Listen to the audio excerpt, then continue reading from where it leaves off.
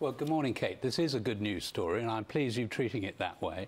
What we're doing is living up to the pledge that we made before the election, that we would increase the self-sufficiency of doctor training in this country by this big boost that we're confirming today of a 25% increase in doctors in training, and then funding clinical placements for an additional 10,000 nurses.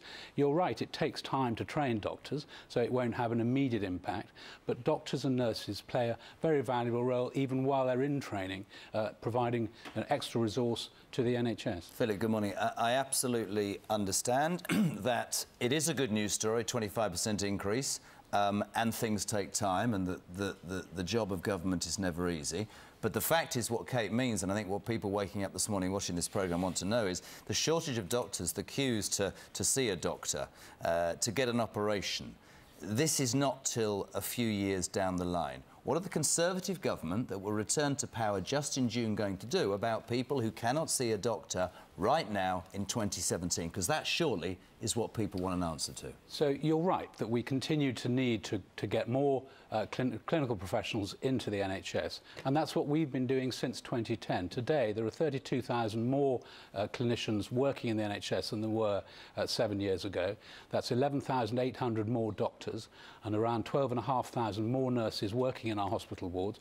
And as far as GPs are concerned, we've got more GPs in training today who will come on stream by 2020 than we've had before. So this is a long-term process. It's going to take many years to continue to match the I feel demand. like asking one other question. You say it's a long-term initiative and the results will be seen by 2020. The Conservatives have been in power since 2010. Why didn't you do it 7 years ago? Well, as I've said, we've been increasing since 2012. The number of people working in the health service has gone up month by month, and that's Could more have been done, Philip? Could more have been done? Well, I think we're recognising now that we want to get self-sufficient in our doctors. We've been relying for too many years on professionals coming in from outside. The World Health Organization have done a study which says there's going to be a global shortage of doctors, some 2 million over the coming decades, and we think it's right that we've got some of the best medical training in the world in this country. We need to give more opportunities for people who want to become doctors and nurses in this country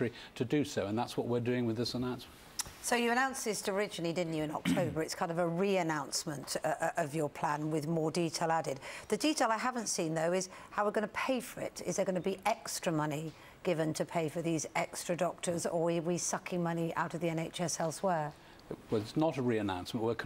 We've done a consultation between March and June, so this is confirming... In October, then, you said we announced in October we intended to do this, and we then to an ordinary person like myself, that sounds like a re-announcement. Well, you might have different words for it. We're confirming some of the details. We call it rolling news on Good Morning. Rolling news is a good Where's the money coming from, Philip? So we've got this funded within the Department of Health's budget, so it's within the spending review period that money is funded. As we were saying, it's a long-term commitment, so this is going to come through over the next 10 years as doctors are trained. And in your mind, it will improve the health service? This will provide the health service with the doctors and nurses that they've been calling for. It's not the end of the story. As we were saying earlier, we need to constantly look at this, but we think this will make a big improvement to the numbers of doctors in training in our health service, which is what many of the hospitals have been calling for. The responses to the consultation were overwhelmingly positive that this is a good idea. Fantastic. But yesterday we were hearing that people have been turned away by maternity wards because they had to close for periods because there wasn't enough staff.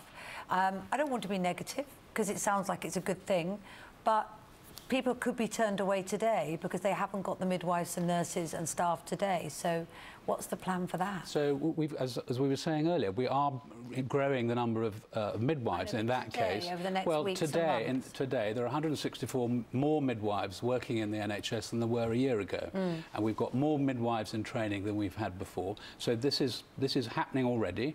What we're now announcing is for the next decade we'll be increasing the numbers as well.